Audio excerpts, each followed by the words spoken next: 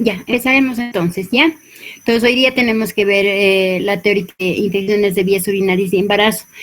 Bueno, para empezar, doctores, he pospuesto la teórica porque hemos acabado casi a las 4 el ECOE del primer grupo, entonces por eso es que ya no me daba tiempo llegar del UPES a mi casa porque vivo lejos. Ya, entonces por eso ha sido el retraso. Sin embargo, no quiero atrasarme, por eso en el día voy a dar, ¿listo? Entonces vamos a ver este tema que es bien importante, ¿ya? Entonces, ustedes ven aquí una diapositiva que dice por qué es importante la infección de tracto urinario en las embarazadas. Ya nosotros le damos mucha importancia a este cuadro. ¿Por qué? Porque vemos que es bien frecuente en nuestro medio. De hecho, el 5 al 10% de las mujeres embarazadas en algún momento de gestación van a tener un cuadro de infección urinaria, ¿ya? El 10% de las pacientes que se internan en el hospital es por una infección de tracto urinario. Y lo más importante es porque estas infecciones de tracto urinario pueden complicar el embarazo, especialmente con que las pielonefritis especialmente pueden dar origen a un bebé con bajo peso al nacer, que se desarrolle un parto prematuro, ¿ya? Entonces, por eso es importante que nosotros tratemos estas infecciones desde el inicio, ¿ya? Inclusive tratemos de evitar en las pacientes que son recurrentes en las infecciones, tratemos de hacer profilaxis, ¿listo? Entonces, ¿cuál es la definición de una infección urinaria? Entonces, ¿cómo definimos? Dice que la infección de tracto urinario es la presencia de bacterias en el tracto urinario capaces de producir alteraciones morfológicas y funcionales en las vías urinarias, ¿ya? Cuando hablamos de una definición en cuanto al cultivo, nosotros decimos que un cultivo que tiene más de 100.000 unidades formadoras de colonias por ml, con un solo germen patógeno en orina recogida por micción espontánea, podemos considerar que este es una infección de tracto urinario. ¿Listo? En cambio, cuando tenemos una muestrita, un cultivo que dice que hay más de 1.000 unidades formadoras de colonias, si se recoge en la orina por sonda vesical, entonces también podemos considerar, porque obviamente por la sonda estamos recogiendo orina que no se contamina, podemos considerar que que se trata de una infección urinaria, ¿ya? Cualquier cantidad, si la muestra se obtiene por punción suprapubical, o sea, cualquier cantidad de bacterias, de unidades formadoras de colonias, si la recoge la muestra por punción suprapubical, también vamos a considerar que es una infección urinaria, ¿ya? Entonces, si nosotros tenemos cualquiera de esos tres cultivos en nuestro reporte, un cultivo que haya sido recolectado en casa, en un frasco estéril, que tenga más de 100.000 unidades formadoras de colonias con un solo germen, entonces con los que hay una ITU. O que si es que hemos recogido por sonda vesical y vemos que hay 1.000 unidades formadoras de colonias por ml, consideramos una ITU. Y si tomamos una muestra por punción suprapúbica, así encontremos 2 bacterias, también consideramos que ya es una infección. ¿Listo? Entonces también esto es importante que ustedes sepan. Siempre les recalco lo que les puede ayudar en el examen, van a tomar en cuenta, ¿ya? ¿Cuáles son los factores de riesgo? Ya, esto es bien importante que nosotros veamos los factores de riesgo en las pacientes embarazadas, ¿ya?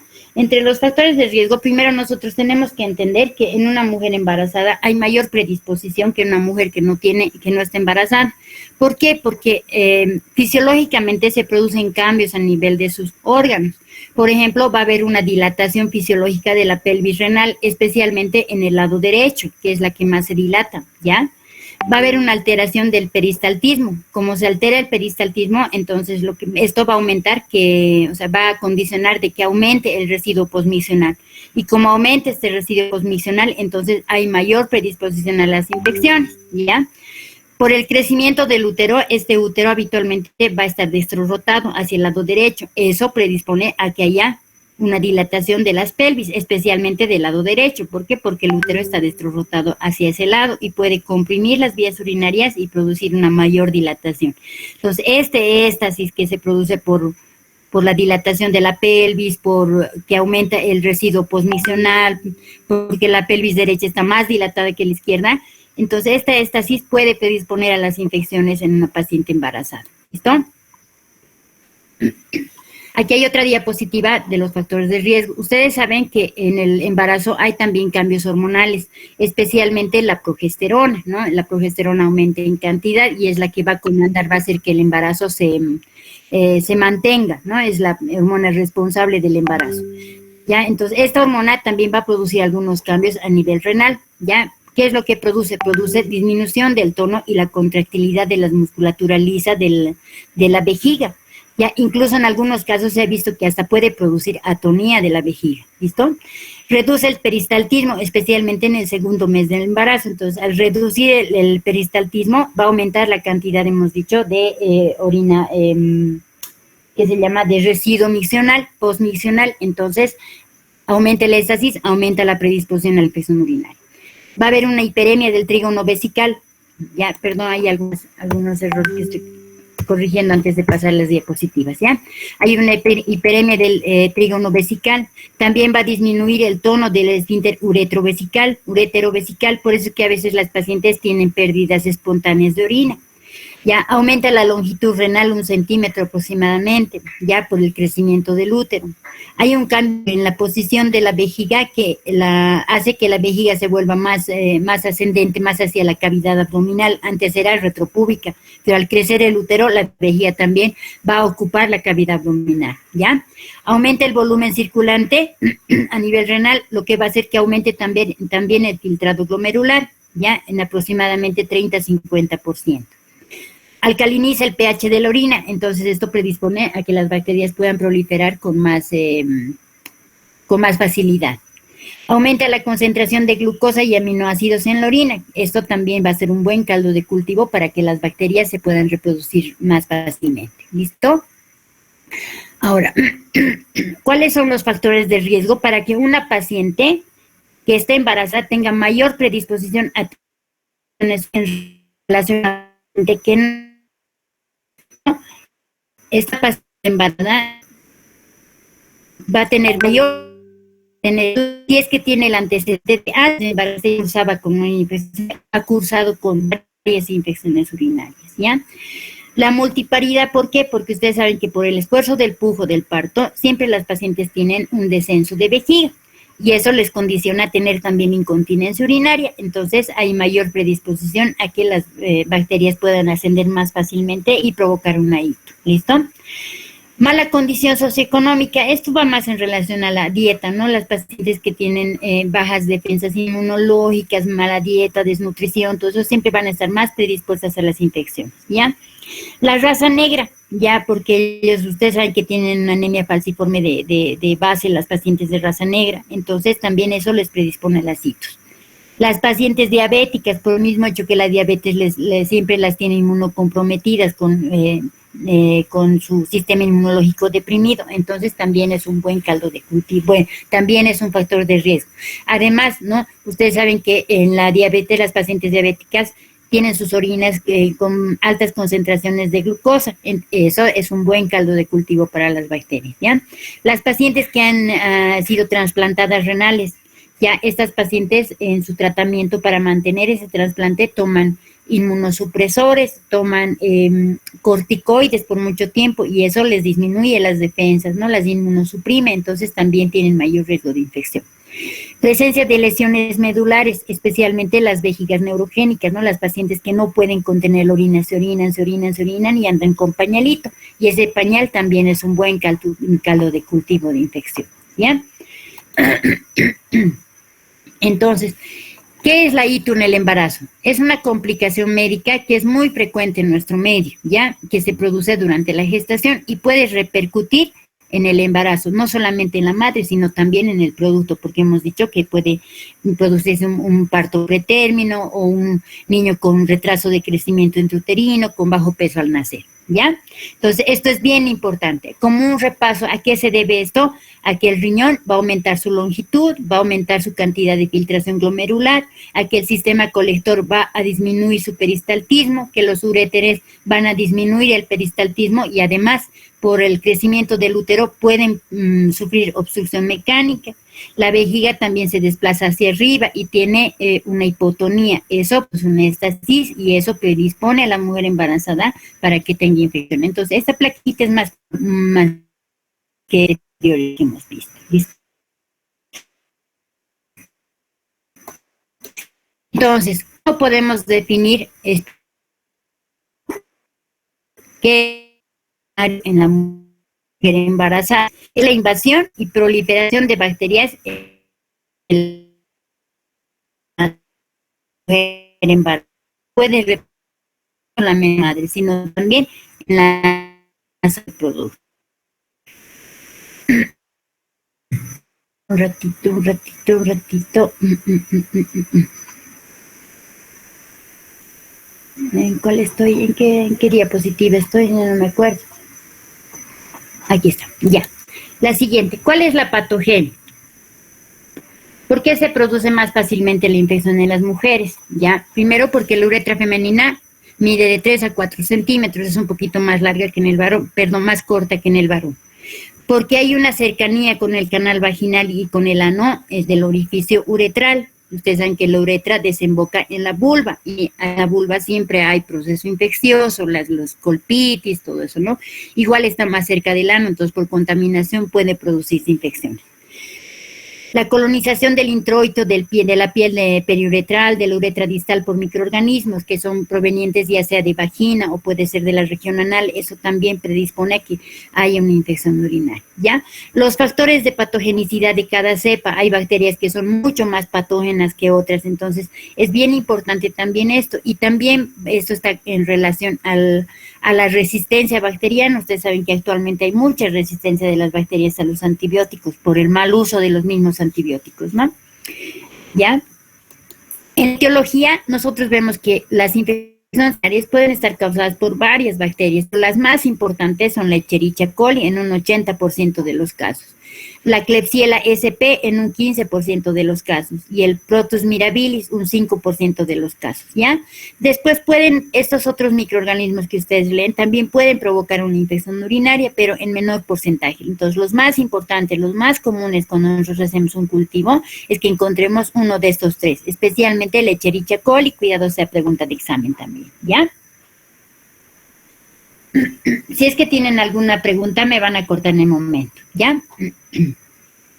Entonces, vamos a ver un poquito la fisiopatología. Aquí tenemos una cascada de los hechos que se producen en relación a la fisiopatología. Sí, entonces lo primero, ¿qué es lo que pasa? Nos exponemos a las endotoxinas de las bacterias y estas endotoxinas van a hacer que se liberen lipopolisacáridos. Estos lipopolisacáridos van a hacer que se activen las células o leucocitos por las endotoxinas que producen estas bacterias, ¿ya? Y estas endotoxinas van a hacer que hayan secreción de citocinas químicas y se va a empezar a activar la cascada que conduce al trabajo de parto, o sea, va a haber liberación de oxitocina y de estrógenos también, ¿ya? Entonces, si es que estas endotoxinas van a producir inflamación, esta inflamación va a producir la síntesis de proteasa, y esta síntesis de esta proteasa puede hacer que se produzca una rotura prematura de membrana, y al producirse la rotura, entonces se puede desencadenar un trabajo de parto, ¿listo? Estas endotoxinas también pueden hacer que se liberen prostaglandinas, y ustedes saben que las prostaglandinas producen las contracciones uterinas. Entonces, pueden activar al miometrio y producir un trabajo de parto prematuro. Ya, al activar las contracciones del miometrio, obviamente también va a haber una maduración del cuello uterino, va a empezar a dilatar, ya, y a borrarse, ¿listo? Entonces, esto es bien importante en la fisiopatología de la infección urinaria, ¿ya? ¿Qué es lo que se produce? Se produce respuesta inflamatoria y producción de prostaglandina, por si acaso. Ahora, en cuanto hablamos en cuanto a de la clasificación de las infecciones urinarias, ¿ya? Las infecciones urinarias se clasifican en altas y bajas, ¿ya? Entre las bajas tenemos dos cuadros, las bacteriurias asintomáticas, que son las que tienen laboratorios o un examen de orina, un cultivo positivo, pero no tienen sintomatología, que ahorita vamos a ver. Y la cistitis, que también es una infección urinaria baja, que ya tiene sintomatología, pero es una infección baja porque afecta más que todo a la vejiga, ¿listo? Y la infección urinaria alta, que es la que ya va a haber compromiso renal, va a haber compromiso del estado general de la paciente, alzas térmicas, qué sé yo, que ya vamos a ver ahorita. ¿ya? Y nosotras la catalogamos como una pielonefritis, ¿listo? Entonces vamos a hablar primero de la bacteriuria asintomática. ¿Qué es la bacteriuria asintomática? Ya, dice que es la presencia en orina de bacterias en multiplicación, o sea, va a haber una multiplicación activa de estas bacterias, pero no va a haber sintomatología. ¿Listo? Entonces, un 20 a 40% de las bacteriurias asintomáticas que no se tratan pueden empeorar el cuadro y llegar incluso a una pielonefritis aguda. Por eso es importante que nosotros en el control prenatal pidamos siempre un examen de orina o un urocultivo en el primer contacto que tengamos con la paciente, o sea, cuando ha ido a iniciar su control prenatal, así no tenga sintomatología. ¿Listo?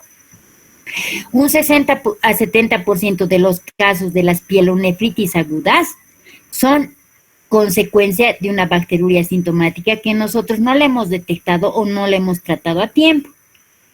¿Ya? El tratamiento correcto de esta bacteriuria asintomática, o sea, que la detectemos precozmente antes de que dé sintomatología, antes de que se complique con una pielonefritis, ¿ya? Entonces, si la tratamos correctamente, va a disminuir prácticamente un 80% los cuadros de pielonefritis, ¿listo? Entonces, por eso es bien importante que nosotros tratemos adecuadamente, que pidamos en el control prenatal un examen de orina, en el primer control prenatal, y si son pacientes que tienen antecedentes de tener infecciones urinarias recurrentes, les pidamos cada mes o cada trimestre un examen de orina y un urocultivo para hacer tratamiento precozmente, ¿listo? Ahora, ¿cómo yo voy a diagnosticar una bacteriuria asintomática si no tiene sintomatología? Obviamente va a ser un hallazgo laboratorial, ¿ya? Entonces, puedo pedir un urocultivo, ¿ya? En este urocultivo, yo voy a considerar que es una bacteriuria asintomática o un urocultivo positivo cuando me recuentan o me encuentran con más de 100,000 unidades formadoras de colonias por ml, con un solo germen uropatógeno, o sea, con una sola bacteria, pero que la paciente no tiene ninguna sintomatología de infección urinaria. ¿Listo? En cambio, cuando yo tengo un urocultivo con 10,000 a 100,000 unidades formadoras de colonias y hay varias bacterias, entonces yo ya tengo que pensar que he tomado mal una muestra y mi obligación es repetir el urocultivo. Pero si es que no tiene los medios para repetirlo o la paciente no tiene dinero o el SUS no les quiere cubrir otro urocultivo, entonces pueden hacer un tratamiento como profiláctico. ¿Listo?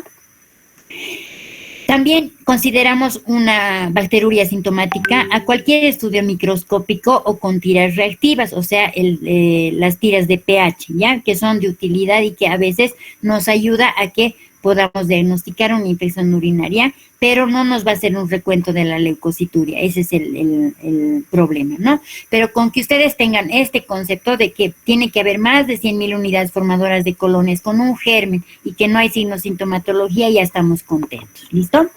Entonces, como no hay sintomatología y yo tengo un urocultivo positivo, voy a proceder directamente a hacerle mi tenta, ¿ya? Entonces, esto es bien importante. Ustedes ven que el tratamiento consiste en darle antibióticos, ¿no? Entonces, nosotros tenemos categorías de medicamentos que podemos dar a algunas pacientes o algunas categorías que no podemos darle. Estas son las categorías que nos han dado la FDA, ¿ya? La categoría A es un medicamento que no tiene ningún riesgo ni para el feto ni para la madre, entonces puedo usarlo indiscriminadamente a cualquier edad gestacional, ¿listo?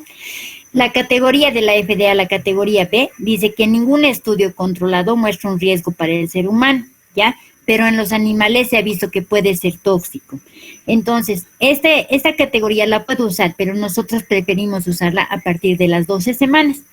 Entre estos medicamentos, ¿cuáles encontramos? Los que más usamos, los betalactámicos, los inhibidores de betalactamasa, las cefalosporinas, la clindamicina, la eritromicina, acitromicina, el metronidazol, la nitrofurantoína y la sulfamida, ¿ya? De estos, ¿cuáles son los que más usamos? La nitrofurantoína, ¿ya?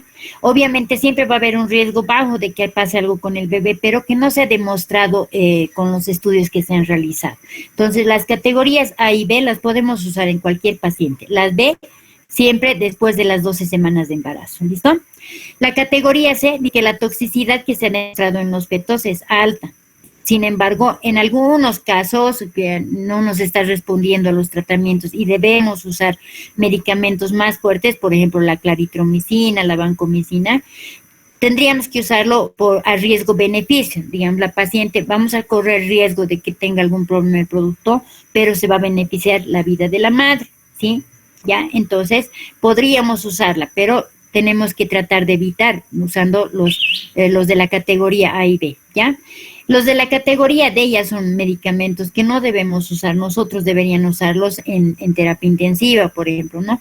Pero ya con mucho riesgo para el feto. Y los de la categoría X que no debemos usarlos bajo ninguna circunstancia, ¿listo?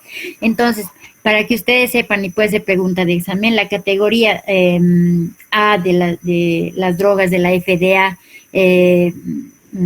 nos permite usar el medicamento tanto sin riesgo para el feto humano, posibilidad remota del daño fetal, falso o verdadero, puede ser, ¿no ve? Entonces, ustedes tienen que saber esta categorización de la FDA, ¿ya? Ahora, si ustedes no se acuerdan de las categorías de la FDA, el tratamiento siempre lo vamos a realizar según el antibiograma, porque ustedes saben que el cultivo siempre va de la mano del antibiograma, ¿no? ¿Cómo hacemos el tratamiento? El tratamiento siempre va a ser ambulatorio. Si es una paciente que no tiene sintomatología y que solamente le voy a dar el tratamiento porque tengo un laboratorio patológico, entonces le puedo dar tratamiento ambulatorio. ¿Ya qué medicamentos puedo escoger? Ahorita les voy a dar una lista que pueden usar indiscriminadamente, ¿listo? Aparte del aquí les daré de una vez. ¿Ya qué tratamiento puedo usar? Puedo usar la nitrofurantoína, 100 miligramos, vía oral, 4 veces al día, o sea, cada 6 horas por 7 a 10 días. La cefradina de 500 miligramos cada 6 horas por 7 a 10 días también. La cefalexina, 500 miligramos 4 veces al día por 7 a 10 días. La ampicilina, 500 miligramos 4 veces al día por 7 a 10 días, ¿ya? El trimetoprim sulfametoxazol nosotros tratamos de usar siempre a partir de las 12 semanas, ¿ya? Evitamos usar en el primer trimestre, ¿ya? Y se usa una tabletita veces al día cada 7 a 12, por 7 a 12 días. Entonces, cualquiera de estos medicamentos nosotros podemos usarlos en las pacientes, ¿ya? ¿Cuál es el que más tenemos a la mano? La nitrofurantoína, y es el que menor resistencia tienen las bacterias, entonces nos va muy bien, ¿ya? Aparte de que le voy a dar antibiótico, también tengo que darle medidas generales, ¿ya? Explicarle que tiene que aumentar la ingesta hídrica, es aumentar la cantidad de líquido, de que consuma más líquido, ya que no evite ir al baño, que no se aguante, porque también eso perjudica al tratamiento. También es importante tratar de acidificar la orina. Nosotros lo hacemos con la vitamina C, que vienen en sobrecitos y en tabletas efervescentes, 1 gramo por día. Entonces le damos antibióticos, si le voy a dar su antibiótico por 7 días, entonces le doy 7 tabletitas o 7 sobres de vitamina C de 1 gramo para que tome la paciente. ¿Por qué es importante que acidifique la orina? Porque así mueren más rápido las bacterias en un medio ácido, entonces nos ayuda en el tratamiento, ¿listo? Esa es la bacteruria asintomática. Si tienen alguna pregunta.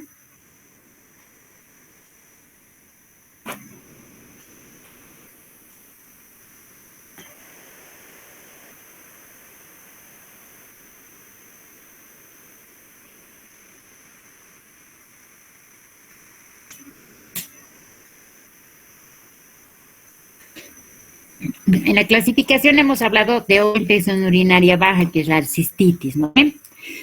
Entonces, ¿cómo definimos la cistitis? Es una infección que va a afectar especialmente a la vejiga, a la pared y a la mucosa vesical, ¿ya? Se considera una infección de tracto urinario primaria, o sea, es poco probable que desarrollado a partir de una bacteruria asintomática. Ya normalmente es por contagio en baños sucios, incluso hasta por el frío puede dar una cistitis, ¿listo? La incidencia es baja, de 1 al 2% de los embarazos. Sin embargo, tenemos que saber tratarla porque hay algunas pacientes que vienen con tanto dolor al orinar, con tanta disuria, que tenemos que darles su tratamiento inmediatamente. ¿Ya? En este caso no se ha comprobado que la cistitis pueda repercutir mucho en el producto, o sea, que produzca un parto pretérmino o un retardo de crecimiento intrauterino, ¿ya? Pero si no tratamos adecuadamente una cistitis, también esta puede avanzar a una pielonefritis, ¿ya? Algunos cuadros de cistitis nos pueden dar un urocultivo negativo, pero 1/3 va a tener un urocultivo positivo, ¿ya? Sin embargo, a veces no nos da tiempo para que nosotros le hagamos un urocultivo y esperemos que llegue el resultado para darle su tratamiento, ¿Ya? ¿Por qué? Porque el dolor es tan intenso que la paciente viene a veces llorando, doblada en dos, porque le duele mucho al orinar, ¿no? Entonces tenemos que darle su tratamiento inmediatamente, ¿ya? En estos casos, la infección, en el 95% de los casos, la infección de la vejiga, o sea, no se generaliza, es una infección más que todo de la vejiga, una inflamación de la vejiga, ¿listo? ¿Cuál es la clínica? La clínica es bien sencilla. Obviamente, la paciente va a venir con una disuria intensa, se va a quejar de que está orinando a cada rato, polaquiuria, disuria, y que le duele mucho al orinar, especialmente al terminar de orinar, ¿ya? Entonces siempre viene y dice, no puedo orinar, me duele, orino a cada rato, harto poquito, estoy orinando, nos dice, no, y me duele mucho. ¿Cuándo te duele más? ¿Cuándo empiezo? ¿Cuándo terminas de orinar? ¿Cuándo termino? Entonces ese es un signo característico de una cistitis, ¿ya? Aquí en la cistitis también vamos a encontrar otros síntomas, por ejemplo, el dolor suprapúbico. La paciente se queja de dolor en hipogastrio y a veces irradiado en región lumbar. A veces tienen hematuria, ya que no es franca la hematuria, ¿no? Nos van a decir que la orina está un poco rosado, que sería el estudio de la orina, vamos a encontrar células de sangre, ¿no? Eso es por la inflamación severa de la vejiga. La orina generalmente está turbia y está fétida. ¿Listo? Pueden algunos casos tener febrícula y siempre va acompañada de urgencia miccional. ¿Por qué? Porque la paciente siente deseo de querer orinar, va y orina poquito, pero después de orinar sí, se queda con la sensación de que quiere seguir orinando. A eso nosotros le llamamos tenesmo vesical, ¿ya? Entonces no se van a olvidar de eso. Entonces estos son los signos más característicos o la sintomatología más característica de una cistitis. Es bien importante que ustedes sepan reconocerla, ¿listo? ¿Cómo vamos a hacer el diagnóstico? Obviamente la paciente con la clínica yo ya me voy a dar cuenta que es una cistitis. ¿Por qué? Porque la paciente tiene una disuria muy intensa. ¿Cómo puedo apoyar yo mi diagnóstico? Porque obviamente yo por lo que le he revisado, por el diagnóstico que estoy sacando de mi anamnesis, estoy concluyendo con mi anamnesis, voy a pensar que es una cistitis, pero si tengo alguna duda puedo apoyarme en algún examen complementario. Entonces lo más rápido que nosotros podemos tener es un sedimento urinario. Aquí en el sedimento urinario, ¿qué es lo que nos van a reportar? Presencia de células purulentas, piuria. Sangre, hematuria, los leucocitos van a estar más de 10 hasta 50 leucocitos por campo, ya nos hacen sospechar, pero si son más de 50 leucocitos por campo, ya nos están confirmando que es una cistitis. Los nitritos son positivos y generalmente el pH es neutro o alcalino, por eso es que es importante también darles vitamina C para acidificar la orina, ¿listo? El urocultivo, obviamente un urocultivo tarda más y por la sintomatología yo debo darle tratamiento inmediatamente, pero mi obligación es tomarle un urocultivo, ¿ya? En el urocultivo siempre me van a reportar que hay más de 100.000 unidades formadoras de colonias de un solo germen patógeno, ¿listo? Un urocultivo negativo no me va a descartar una cistitis. ¿Por qué? Porque se puede tratar de un síndrome uretral, es como les digo, ¿no? Puede ser por el frío, un golpe de frío que hace que la uretra quede dilatadita, no se contraiga, y eso produce dolor al orinar, ¿ya? Entonces, como el urocultivo tarda de 3 a 4 días, incluso a veces más cuando es en hospitales públicos, entonces debo darle mi tratamiento inmediatamente, lo diagnostique. Perdón un ratito, por favor, estoy de turno.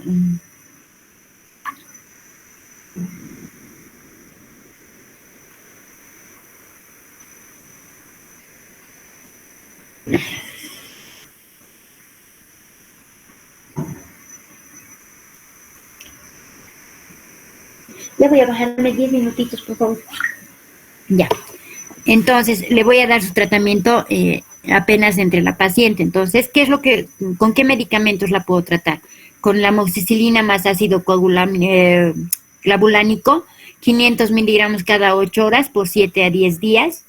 Ya, la cefixima, que es lo que nosotros tenemos a la mano, 400 miligramos, una tabletita al día por 7 días. Y obviamente voy a acompañar de mi vitamina C y aumento de la ingesta de líquidos, ¿no?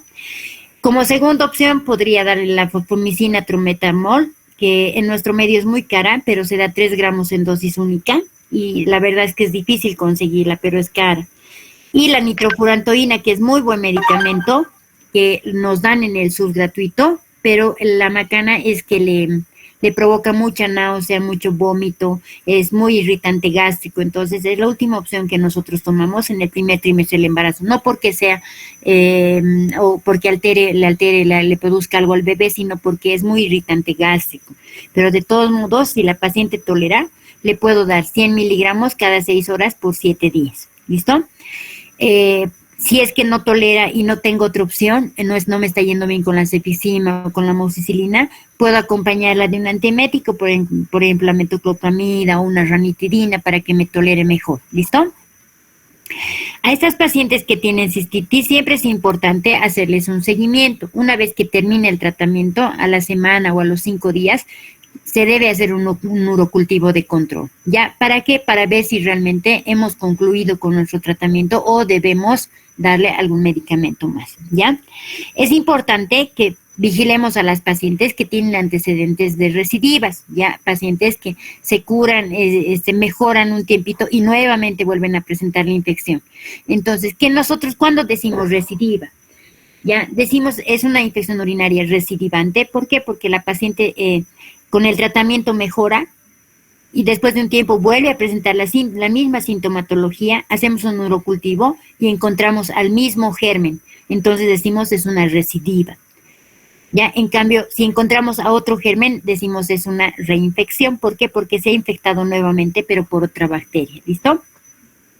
Un 25% de las gestantes con cistitis experimentan nuevos episodios de infección urinaria después de su tratamiento a lo largo de su embarazo. Por eso es importante vigilarlas. En cada control prenatal, hacer un examen clínico minucioso, preguntarles bien si es que no tienen ninguna sintomatología urinaria y si está en nuestras manos, en nuestras posibilidades, pedirles siempre un examen de orina mínimamente o mejor si le pedimos un urocultivo para verificar que no haya ningún signo de infección, ¿ya? Este es un flujograma de cómo puedo tratar a las infecciones, a las pacientes con una cistitis. Ya, aquí ustedes ven, no la puedo agrandar la pantalla, ¿ya? Pero es una paciente que llega al consultorio, digamos, con un urocultivo positivo entre las 2 y 16 semanas.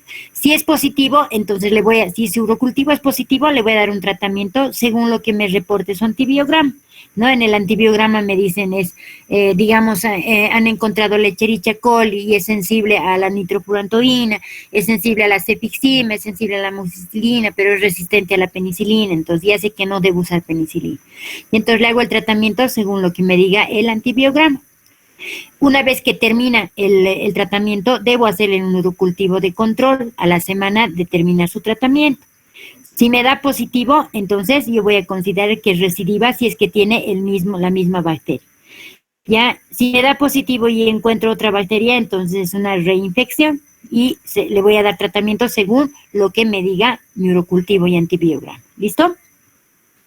En cambio, si mi urocultivo es negativo, pero la paciente tiene alto riesgo de tener infecciones urinarias por antecedentes, es una paciente que antes del embarazo tenía infecciones y urinarias frecuentemente, o si es que está embarazada, durante su embarazo ya ha cursado con cuadros de infección urinaria, le han hecho tratamiento y otra vez tiene infección, entonces mi conducta tiene que ser realizar urocultivo, aunque sea mensualmente, para evitar riesgos, ¿listo? Pero si es negativo y no hay antecedentes de la paciente de infecciones anteriores, entonces ya no le tengo que pedir ningún control. Entonces, esa es la forma de tratar a mi paciente en el control prenatal, ¿listo?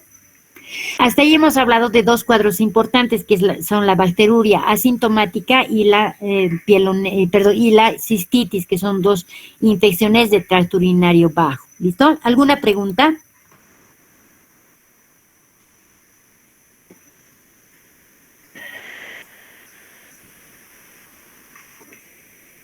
Ya, entonces hablamos de la infección urinaria alta, que es ya la pielonefritis. ¿Por qué se llama pielonefritis? Porque ahí hay compromiso de los conductos pielocaliciales y del riñón también. ¿Listo? Entonces, aquí vamos a ver cuál es la clínica. Aquí ya vemos que la paciente está comprometida en su estado general. Si es una paciente, si bien puede cursar con cistitis, lo que más nos va a llamar la atención es que puede tener alzas térmicas, o sea, que va a tener alzas térmicas, ¿ya? De 38 para arriba. Va acompañada de lumbalgia, ya dolor en hipogastrio irradiado a región lumbar. Puede ir acompañada de náuseas, vómitos, anorexia. Y si está complicada, cuando nosotros decimos que una pielonefritis en una mujer embarazada está complicada, es cuando ya viene con rotura de la bolsa, de las membranas, o que viene ya con trabajo de parto, ya, o que el bebé ya tiene signos de retardo de crecimiento intrauterino por las ecografías que le hemos realizado, entonces ya puede venir con algunas complicaciones, ¿ya? Entonces, en el diagnóstico es bien importante, primero, la clínica, ¿sí? Es una paciente, como les digo, que ya tiene compromiso del estado, ya va a tener alza térmica, dolor en hipogastrio y en región, náuseas, vómitos, malestar general, anorexia, todo eso, ¿listo? Entonces, yo tengo una paciente que ya está comprometida, que ya tiene algunos signos de complicación, porque ya está con prodromos de trabajo de parto, ya tiene una sintomatología bien clara de una infección urinaria. Entonces, yo puedo apoyar el diagnóstico en los siguientes exámenes.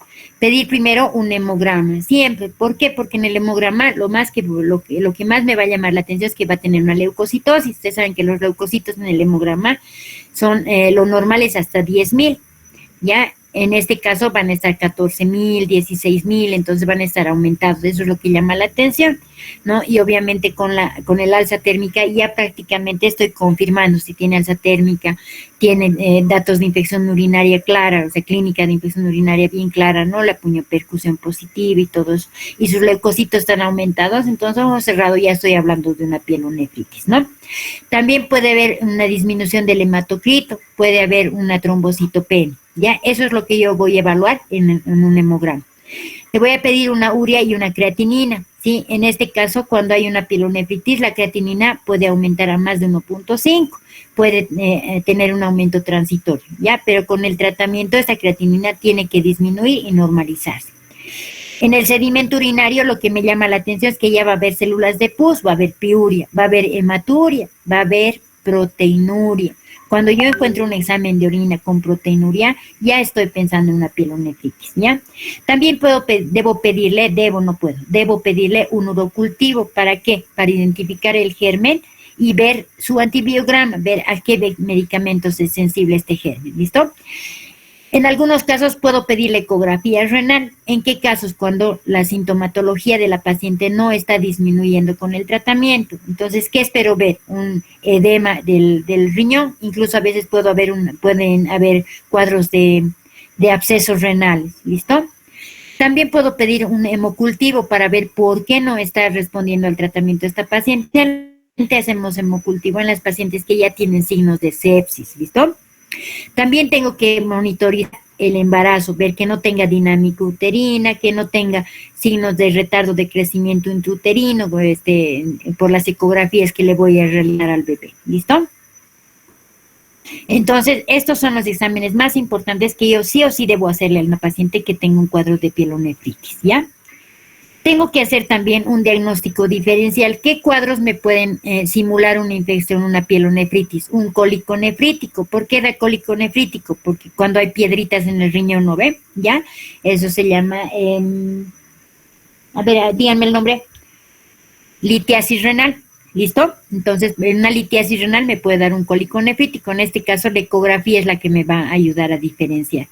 Una apendicitis aguda. En este caso, en la apendicitis aguda no van a haber signos urinarios, por ejemplo, la polaquiuria, la disuria, las orinas turbias, pétidas, pero sí va a haber dolor, un dolor generalizado que nos puede confundir con una infección urinaria, porque también ese dolor puede irradiarse a la región lumbar, ¿ya?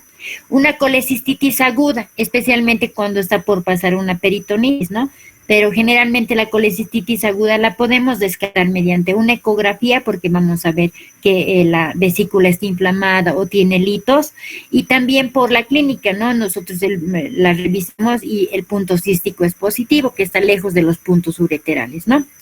Las pacientes con amenaza de parto prematuro, en esta sí o sí tengo que ver cuál es la causa de esta amenaza de parto prematuro. Se supone que las amenazas siempre son secundarias a un cuadro infeccioso.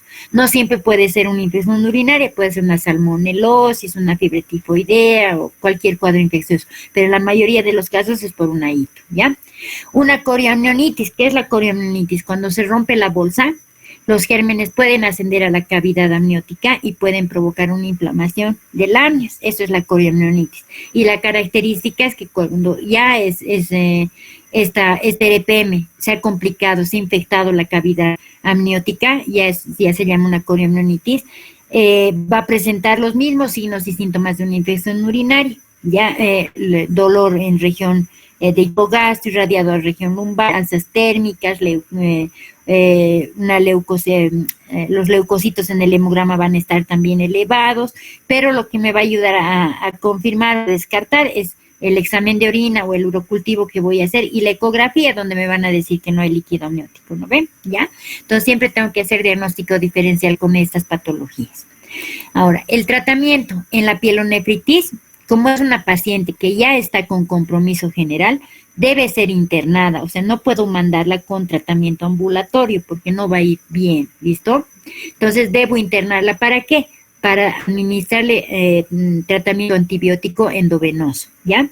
También durante su hospitalización voy a tomar medidas generales, aumento de la ingesta de líquidos, normalmente tratamos de que sean 3 litros por día, ¿listo? ¿Para qué? Para que esto aumente la diuresis por lo menos a 30 ml por hora, ¿ya?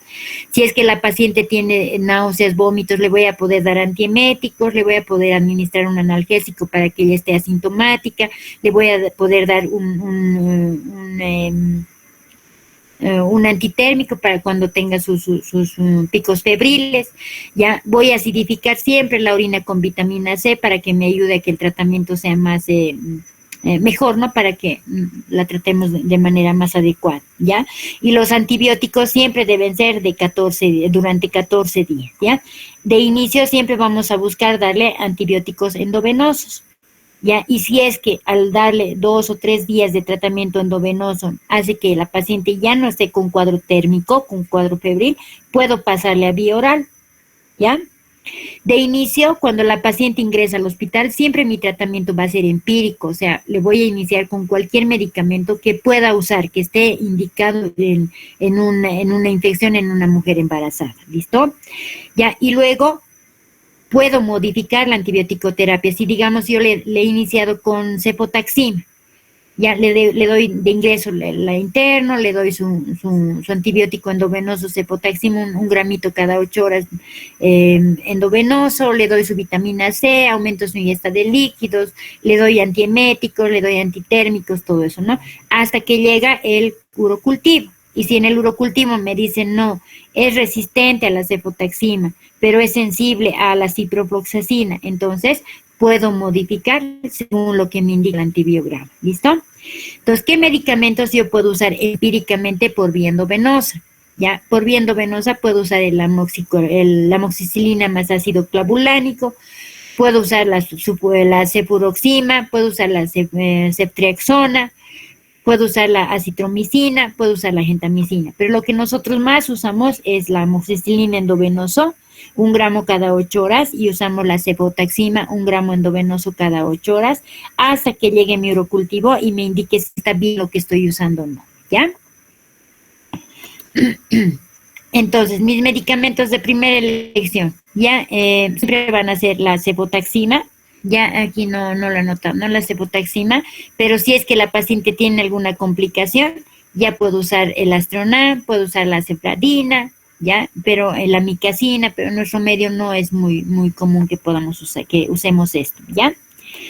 Entonces, como un flujograma del tratamiento que tenemos que hacer en una paciente con pielonefritis, entonces yo la voy a internar a la paciente y le voy a iniciar su tratamiento endovenoso. ¿Sí? Si a las 48 horas de iniciarle su antibiótico-terapia la paciente mejora y ya no tiene alzas térmicas, entonces puedo pasar a vía oral, ¿ya? Y si es que con vía oral durante 24 horas se mantiene afebril, la puedo externar a la cita para que continúe su tratamiento por vía oral, ¿ya? Y Una semana después de terminar su tratamiento bioral debe hacerse un urocultivo para verificar si es que hemos concluido con nuestro tratamiento. ¿Listo?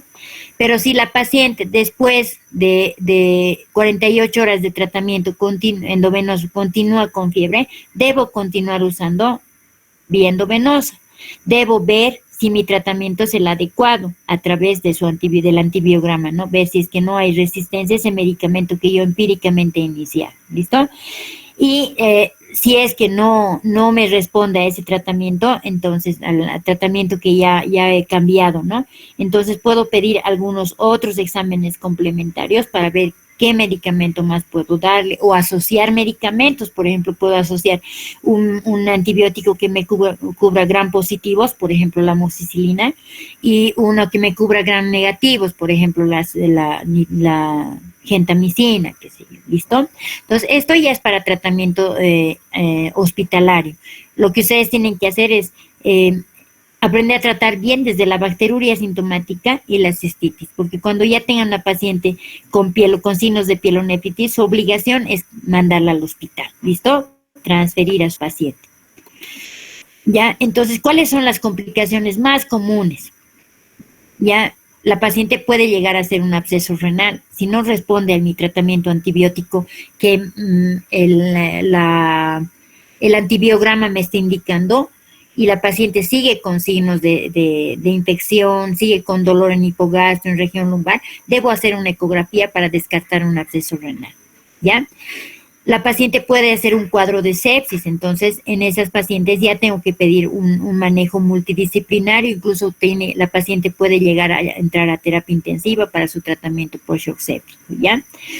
Puede producir un síndrome de distrés respiratorio, una pielonefritis enfisematosa. Por eso es que las pielonefritis, ustedes ven que son complicaciones severas, deben ser tratadas en segundo o tercer nivel donde haya un manejo multidisciplinario, ¿ya? ¿Cómo yo voy a prevenir? ¿Cómo yo voy a prevenir que esta paciente llegue a una pielonefritis? Como les había dicho, hacer un control prenatal adecuado, ¿ya? Apenas capte la paciente para iniciar su prenatal, debo hacerle un urocultivo y un examen de orina mínimamente. Y si veo que hay signos de bacteriuria asintomática, a pesar de que la paciente no tenga sintomatología, debo iniciar un tratamiento. ¿Listo? Y después del tratamiento debo hacerle un seguimiento, explicarle a la paciente que es importante que se haga un examen de laboratorio, un urocultivo o un antibiograma al terminar su tratamiento para verificar que ya no haya ningún signo de infección. ¿Listo? Si es que son pacientes que tienen antecedentes de infecciones recurrentes anteriormente, antes del embarazo o durante su embarazo, puedo hacer un tratamiento profiláctico. En algunos libros está descrito que podemos usar la nitrofurantoína, 100 miligramos bioral cada 12 horas durante todo el embarazo. En nuestro medio no hacemos eso. ¿Por qué? Porque es muy irritante gástrico, pero he visto que en algunos hospitales ya no está todavía normado. Entonces, en algunos hospitales les dan nitrofurantoína una sola tableta al día durante todo el embarazo. ¿Listo? Y también es importante mejorar sus hábitos, ¿no? Explicarle a la paciente que tiene que ser aseada, ¿no? Asearse diariamente la vagina, la región anal, que debe cambiarse su ropa interior diariamente, que podemos aumentar a su dieta la vitamina C, que es bien importante para acidificar la orina. Debemos explicarle que no se debe aguantar de orinarse, porque eso también produce infecciones urinarias. ¿Listo? Las consecuencias en el embarazo. Ya se ha visto que la relación entre infecciones urinarias, parto prematuro, bajo peso al nacer es alta, está debidamente documentado. O sea, ya se ha demostrado que una infección urinaria puede provocar complicaciones en el producto, inclusive pueden provocar sepsis en el recién nacido. Hay pacientitos que nacen a término y se descompensan en sala, las meten ¿qué se llama? A neonatología, y les diagnostican sepsis. ¿Por qué sepsis? Secundaria a una infección urinaria maltratada de la madre. Entonces, ya está documentado que puede incidir en el bienestar del bebé. Por eso es importante que tratemos bien las infecciones. ¿Listo? La población femenina en general es más susceptible a infecciones urinarias que el varón. ¿Listo? La Escherichia coli es el germen que más encontramos en las infecciones urinarias. Un 80% de las itus en las embarazadas es producida por la Escherichia coli. ¿Listo? Y de estas infecciones por E. coli, un 95% llegan a pielonefritis agudas. Entonces hay que tratarlas adecuadamente desde que son asintomáticas, ¿ya? Otros gérmenes comunes son el Protus mirabilis, la Klebsiella pneumoniae, que son los 3 gérmenes más importantes, que son los que más encontramos en las itus, ¿listo? La presencia de infecciones en la vagina, los flujos, las colpitis, las tricomoniasis, todas las infecciones de vías vaginales también pueden desencadenar una infección de tracto urinario por contaminación, por contigüidad de la uretra, ¿no? Contaminan la uretra que desemboca en la vulva y los gérmenes empiezan a ascender a través de la uretra y provocan infecciones urinarias, ¿listo? Entonces, no solamente ¿qué se llama? Como les digo, con todo esto estamos viendo que no solamente es importante tratar las infecciones urinarias, tratar de diagnosticarlas precozmente, tratar de prevenir que la paciente tenga infecciones urinarias, sino también tratar las infecciones vaginales que pueden ser el foco de contaminación de vías urinarias. ¿Listo? ¿Alguna pregunta, doctores?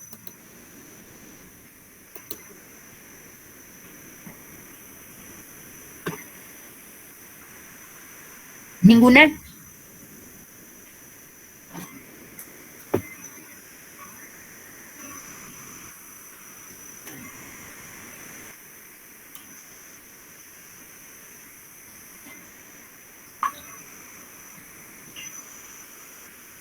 ¿Nada? Doctora, Sí. gracias, doctora. Buenas noches, Noeli. Gracias, doctora. Buenas noches. Gracias, doctora. Buenas noches. Listo, doctores, muchas gracias, les agradezco. Y el día martes me toca teórica, entonces me tocan infecciones de transmisión sexual. Me voy a poner de acuerdo con su compañero porque quiero darlo en 2 partes, pues que es muy, muy amplio, así no vamos a estar 2, 3 horas con teórica, ¿no? Tampoco quiero preparárselos como sea. ¿Listo?